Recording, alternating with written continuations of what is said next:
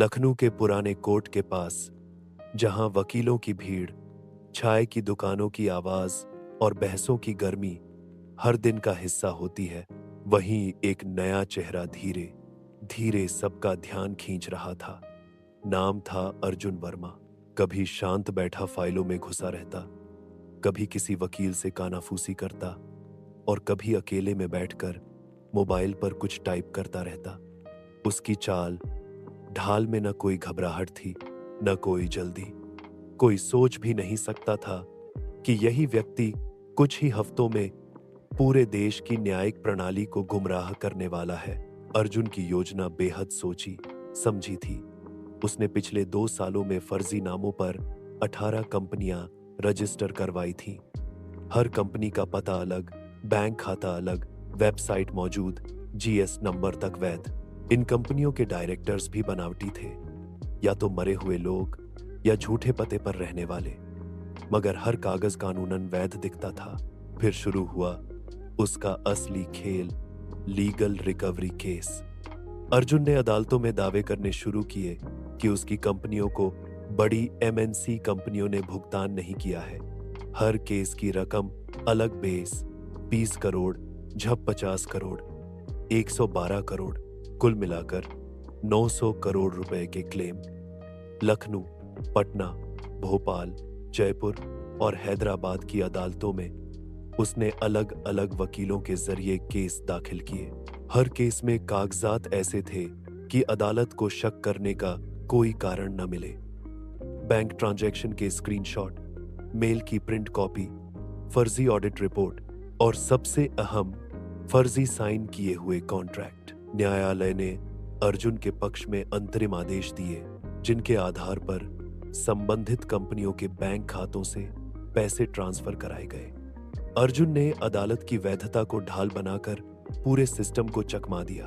CBI को पहली बार शक तब हुआ जब एक बड़ी रियल एस्टेट कंपनी ने दावा किया कि उन्होंने किसी ओरिजिन ट्रेडिंग प्राइवेट लिमिटेड नाम की कंपनी को 12 करोड़ का भुगतान किया है कोर्ट ऑर्डर के कारण, मगर यह कंपनी असल में अस्तित्व में ही नहीं थी।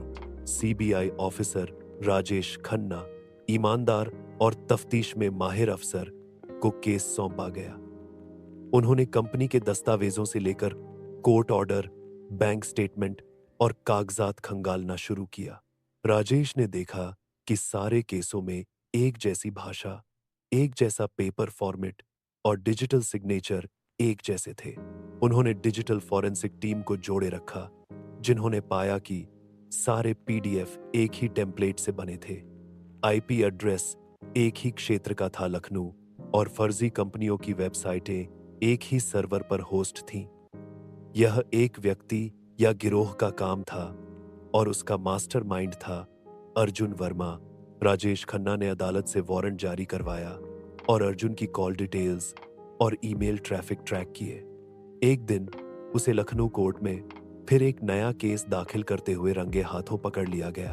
अर्जुन ने कोई विरोध नहीं किया, बस एक हल्की मुस्कान के साथ बोला, अब तो केस असली हो गया सर।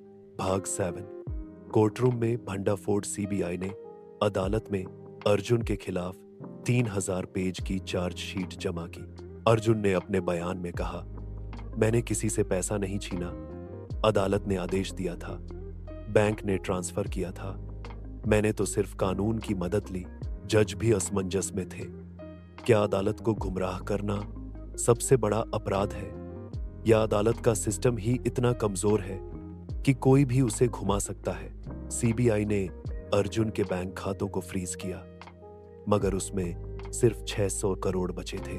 बाकी पैसा क्रिप्टो करेंसी में बदल दिया गया था। कुछ हवाला चैनलों के जरिए दुबई, सिंगापुर और मॉरिशस भेजा गया। कुछ नकदी के रूप में ठिकानों पर छिपाया गया था, जो अब तक नहीं मिला। अर्जुन अब जेल में था। मीडिया उसे कोर्ट का ठग कह रही थी, मगर एक दिन राजेश को एक पोस्ट कार्ड मिला। राजा को मारना मुश्किल है, लेकिन घोड़ा अगर सही चले तो खेल पलट सकता है। पोस्ट कार्ड बिना नाम के था, मगर राजेश जानता था अर्जुन अब भी खेल में है। सिस्टम को हराने के लिए सिस्टम की भाषा सीखनी पड़ती है, और मैंने वो भाषा पढ़ ली। अर्जुन वर्मा।